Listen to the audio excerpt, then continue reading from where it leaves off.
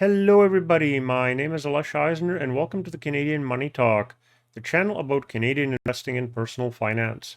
Please like and subscribe. I record 2 videos per week, so make sure you ring the notification bell to get notified each time one comes out.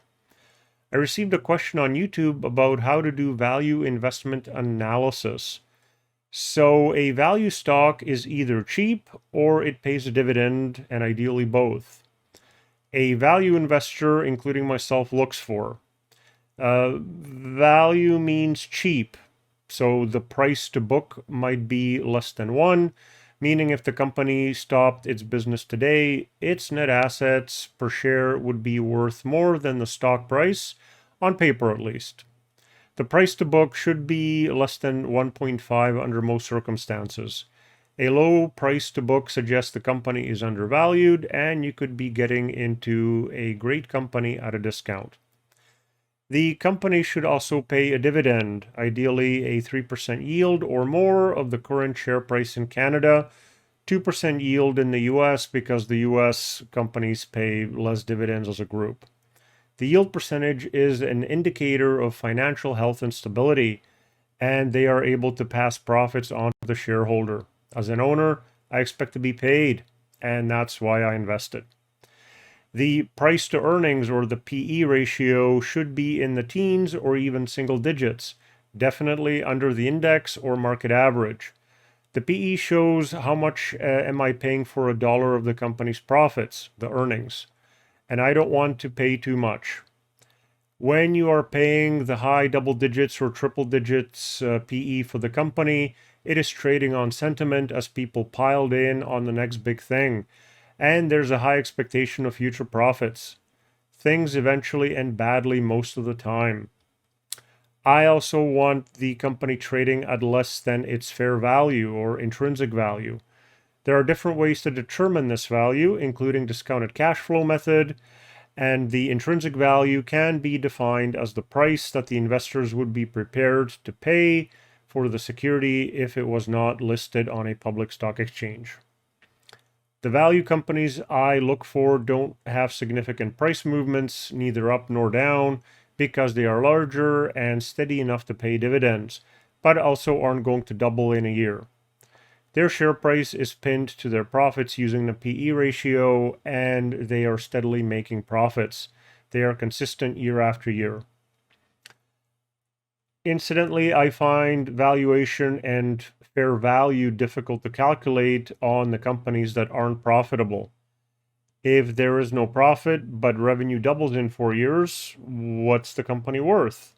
Companies are in business to make a profit, and if they do not, it's a speculation. Please see my video on asset classifications.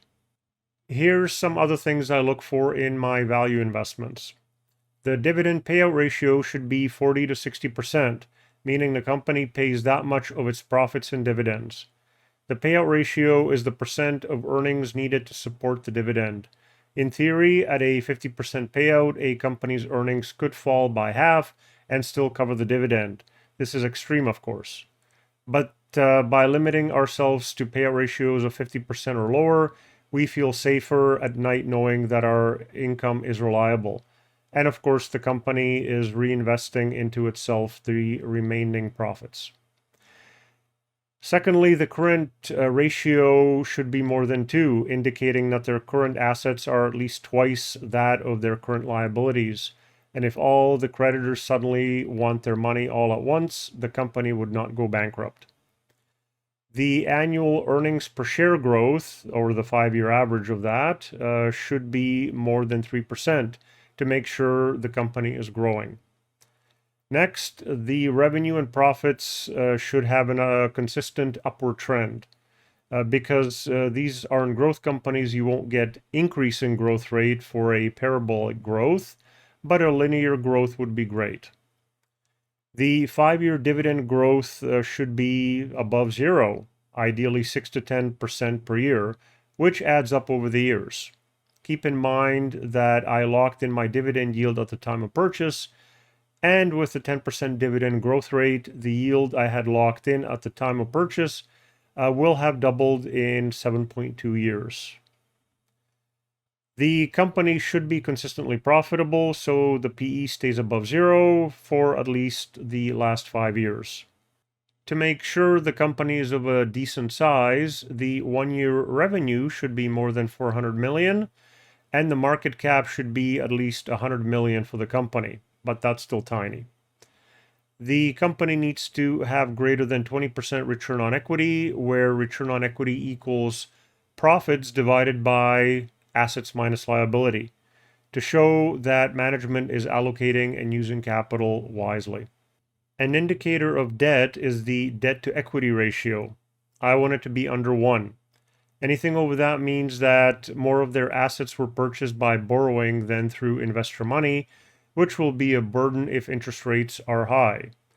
Low debt means better flexibility and options during bad times, and I don't want the company to rely on debt to have the other metrics and returns that I'm looking for.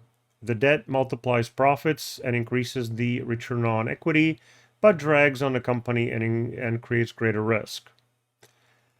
I also look for expert opinions as shown by the buy, hold, and sell ratings and what they say on CNBC and BNN, shown on stockchase.com. And also I look at my brokerage data, including Morningstar opinions as to the company's fair value. I would like the company to have an economic moat. It's something that Warren Buffett mentions, and it's also Morningstar's proprietary measure of the quantifiable, sustainable competitive advantage a company enjoys. All things held equal, we would expect a wide moat firm to sustain relatively high returns on invested capital for longer than a narrow moat firm, and a narrow moat firm to sustain relatively high returns on invested capital for longer than a no moat company. An example of a moat is a brand that people recognize, like Nike, Coke, BMW, or Apple, that lets it charge more for its product or services than it otherwise could and make more profits. Oil pipelines and railways have a different type of moat where it's impossible, whether physically or politically, to build more pipelines or rail lines. A moat is anything that separates the company from its competitors. Another example is a company that has such expertise in its field that other companies cannot match it, and it's able to charge more for its services or products. Note that it's not a question of money.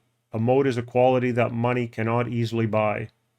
Here's some things investors may look for in value stocks, but aren't necessarily a priority for myself. Everybody has to choose their own criteria.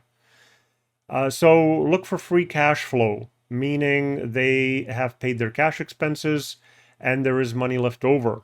This is arrived at by adding back into the profits non-cash expenses like depreciation and amortization, which are subtracted from profits but aren't quote-unquote real today. The depreciation of the equipment will eventually need to have the equipment replaced, of course, but the depreciation was subtracted from profits to pay less taxes today.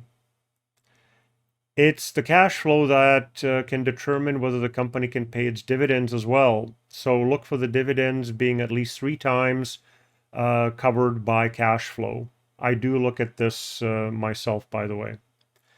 Debt payments should be less than 3 times free cash flow as well, to indicate they can cover their debt payments. This is called an interest coverage ratio. On Yahoo Finance, you can find the short seller list for the company. If the short seller list is increasing, that's a bad sign, meaning more people are shorting the company and are expecting its shares to go down. The price of the shares had to be less than half its former high and preferably near its all-time low to make sure that it is cheap. Review the free cash flow and price to cash flow ratios and compare these values to the competitors. You can also compare PE and price to book to other companies in the same sector to get an idea of how this company is being priced. Try to avoid paying more than a price to sales PS ratio of 3 for the stock of a solid, reliable business. In the private markets, businesses usually get bought and sold at prices that are between 1 and 2 times sales. Of course, some well-established businesses with reliable sales can command a higher ratio. Because value companies are profitable today and have dividends today, increases in interest rates generally don't affect them significantly, unlike growth companies. So this covers what I and other value investors look for in companies to purchase and hold. If you have any requests on what you'd like me to cover in future videos, please put that into the comment section. Please like, subscribe, ring the notification bell, and may you have a profitable day.